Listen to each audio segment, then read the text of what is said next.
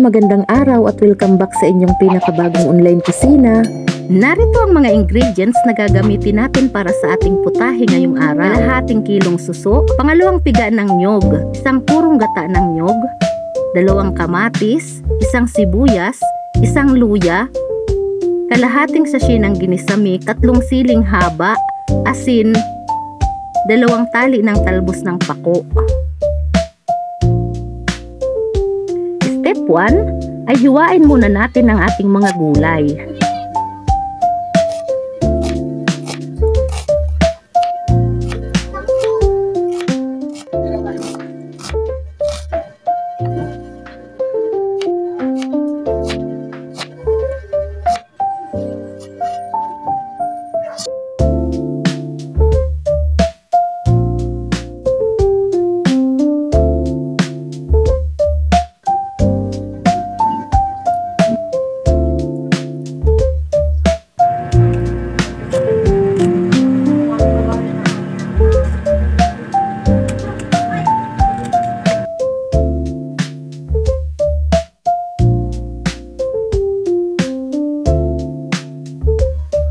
Pagkatapos ay putulin o butasan ang bandang ibaba ng ating mga suso upang mapalabas ang laman nito.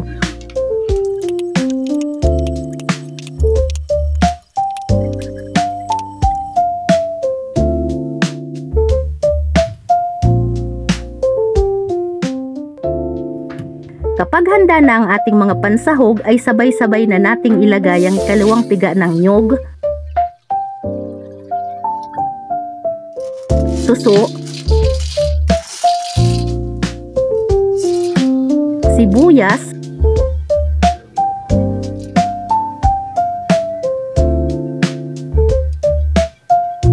luya, talbos ng pako, at asin sa ating kawali over medium heat for 15 minutes o hanggang sa lumambot ang pako.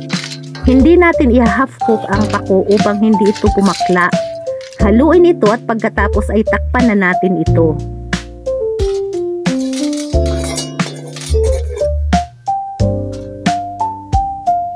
After 15 minutes o kapag malambot na ang talbos ng pako, ay ilagay na natin ang siling haba at kamatis.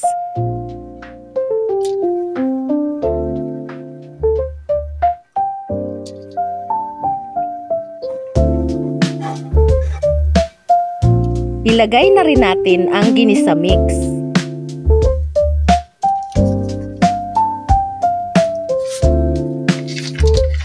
Halu-haluin ito at pagkatapos ay ilagay naman natin ang purong gata ng nyog.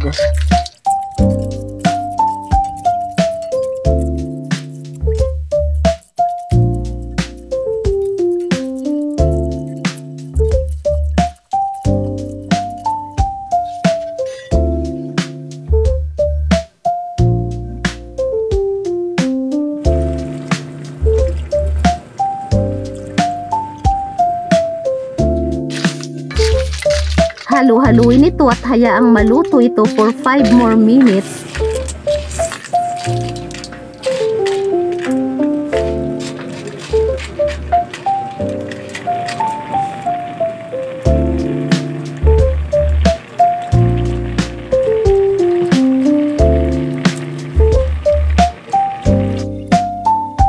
Kapag medyo malapot na ang ating gata ay maaari na natin itong hanguin.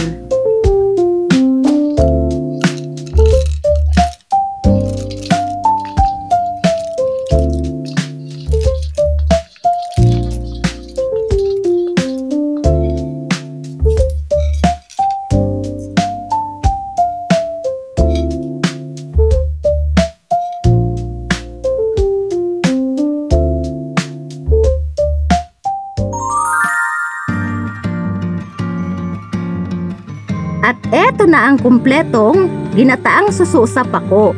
Napakadali lang gawin, in less than 200 pesos, good for 4 servings na.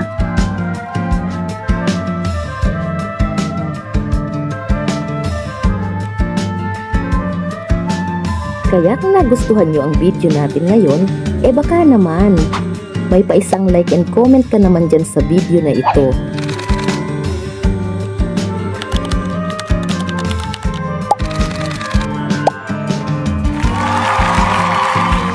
At baka pwedeng pakipindot na din ang ating subscribe button dito sa ibaba to help us grow our channel at para ma-update ka na din sa mga susunod pa namin mga new recipe video every week.